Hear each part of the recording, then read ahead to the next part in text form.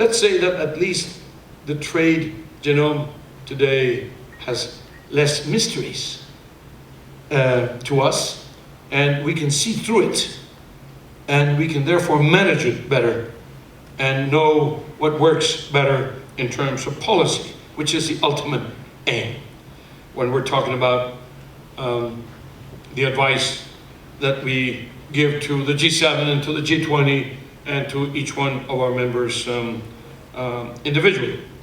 Now, when we put out the STRI, the Services Trade Restrictiveness Index, I remember we gave out one pager, and we gave it to every single minister of trade around the table. And I will quote one reaction, maybe two. The Australian minister then said, you know, I didn't have a clue about the fact that we are restrictive in courier services. Who would have thought? It's very obvious. Everybody knows that the Australians are restrictive in courier services. Well, the minister didn't have, but he said, but when I get to Canberra next Monday, I'm going to start working on this. And next time we meet, you're going to see there's going to be progress. This is the kind of thing. Then the Swiss guy said he didn't know anything about, I don't know, airlines, and the other one about rail, and the other one about lawyers, and the other one about architects, and the other one about accountants, and you know, it started coming, oh, how surprised we are that we are restrictive in this particular area. None of them were at best in all the subjects. There was always somebody who was better, and many of them were above the average. So they said, how about everybody getting to the average first? And then once you're in the average, or below the average, how about getting to the best performer in each one of the sectors? Now, just that bit, is a massive agenda for trade. No, it's the next frontier, it's the next stage here, and it's massive because more and more and more, after all, I mean, 70%, 75%, 80% of our economies are in services. So by opening up the services, first of all, we make the manufactured goods more competitive, but we also, you know, open the services, which are 70%. So again, it's a double, triple whammy, whatever. Oh. Now, we work with the WTO to track aid for trade flows. That's another one of, we're very proud of that. We're very happy with that we ever took that initiative. We share good practice so that developing countries can capitalize on the opportunities of international trade. We're also supporting the G20's push to achieve higher growth through structural reforms with an emphasis on trade.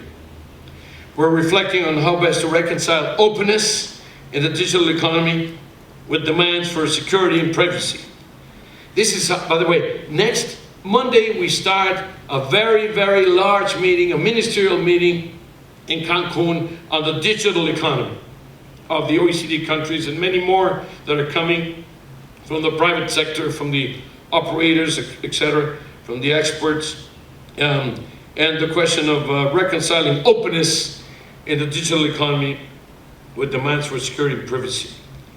We're showing how services and manufacturing are intertwined and increasingly inseparable, how economies depend on imports to be competitive exporters, how international trade and investment affect the nature and the mix of jobs in our economies. We're showing how murky protectionism is depriving economies of much needed productivity growth and jobs. And we're providing the evidence that will enable governments to identify priority areas for reform across services, trade facilitation, and agriculture. By the way, 12th of July, we're going to Rome to deliver our joint work with the FAO, where we project the production of the next 10 years by each one of the food elements, the food staples, grain by grain and product by product, including fish now, and the prices. That's even riskier bet. And so everybody gets together, they wait for this to come out in order to prove that we're all wrong, or we're no good. but everybody kind of gathers around it. So the consensus and the information and the decisions and the discussions gather around the appearance of this. And again, it helps to set policy. You know, this is what about. In the end, it's all about setting the right policies. It's not just narrative, it's not trivia, it's not maybe to influence the markets the next day. It's about setting medium and long-term policies and adjusting it as we go along, depending on the new analysis and the new information. This is what we're about.